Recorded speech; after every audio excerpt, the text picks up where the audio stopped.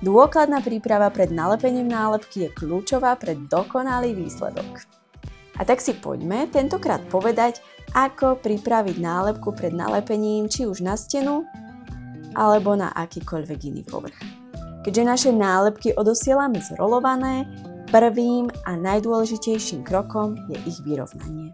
Nálepky rozroluj na tvrdom povrchu, napríklad na zemi alebo na stole a zaťaž knihami alebo inými ťažkými predmetmi.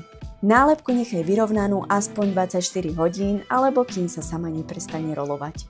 Tento čas je dôležitý aj na aklimatizáciu nálepky na izbovú teplotu. Toto je dôležité hlavne v zimných mesiacoch, kedy môžu rozdielne teploty spôsobovať odlepovanie nálepky.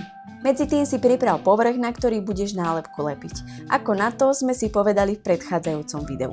Teraz, keď je nálepka pripravená, ju môžeš opatrne aplikovať na tebou vybraný povrch. O tom, ako správne aplikovať nálepku, si povieme v ďalšom videu. Nezabudni si video uložiť, aby si ho v prípade potreby ľahko našla a sleduj nás pre viac tipov, pretože